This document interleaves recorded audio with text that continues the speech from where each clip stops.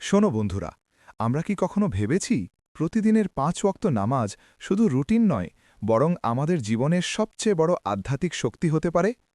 আল্লাহ তাআলা কোরআনে বলেন, ওয়া আকিমুস সালাতা ইন্নাস সালাতা তানহা আনিল ফাহশা ইওয়াল মুনকার, অর্থাৎ নামাজ অশ্লীলতা ও বেআইনি কাজ থেকে বিরত রাখে।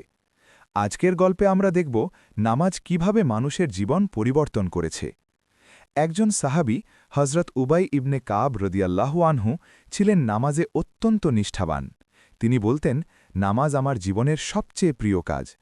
তার নামাজের প্রতি নিষ্ঠা তাকে আল্লাহর প্রিয় বান্দা বানিয়েছিল। তিনি সাহাবাদের মধ্যে একজনের জীবনকে দীক্ষা দিয়েছেন, যারা তার উদাহরণ অনুসরণ করেছিল।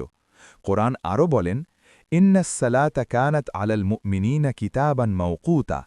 নামাজ শুধু বাধ্যতামূলক নয়, এটি আমাদের আধ্যাত্মিক সময় এবং আল্লাহর সঙ্গে যোগাযোগের সেরা মাধ্যম। ভাবুন, প্রতিদিন আল্লাহর সঙ্গে ৫টি বিশেষ মুহূর্ত কাটানো কতটা মূল্যবান। একবার নবী মোহাম্মদ সাল্লাল্লাহু আলাইহি ওয়াসাল্লাম এক সাহাবীকে দেখলেন নামাজের সময় চোখে জল। নবী তাকে প্রশংসা করে বললেন, তোমার এই নামাজ আল্লাহর কাছে কবুল হয়েছে। এটি দেখায় নামাজের সময় সতর্ক মনোযোগ এবং অনুভূতি কত গুরুত্বপূর্ণ। রাসূলুল্লাহ সাল্লাল্লাহু আলাইহি ওয়াসাল্লাম বলেছেন, আস-সলাতু নূরুন, অর্থাৎ নামাজ একটি আলো। এটি আমাদের জীবনের অন্ধকার দূর করে এবং মনকে শান্তি দেয়। এক যুবক প্রতিদিন নামাজে দেরি করত, কিন্তু একদিন তিনি বুঝলেন নামাজ ছাড়া জীবন শূন্য। তিনি নিয়মিত নামাজ শুরু করলেন এবং তার জীবনে শান্তি ও সফলতা দেখতে পেলেন। এটি দেখায় নামাজ কেবল আধ্যাত্মিক নয়, দৈনন্দিন জীবনের সমস্যা সমাধানেরও একটি মাধ্যম। বন্ধুরা, আমরা নামাজকে শুধুমাত্র সময় কাটানোর কাজ ভাবার চেষ্টা করি, কিন্তু নামাজ আমাদের চরিত্র, মন এবং আত্মাকে পরিপূর্ণ করে। প্রতিটি রাকাত আমাদের জন্য আল্লাহর কাছে প্রার্থনার সুযোগ এবং হৃদয়কে প্রশান্ত করার একটি মাধ্যম।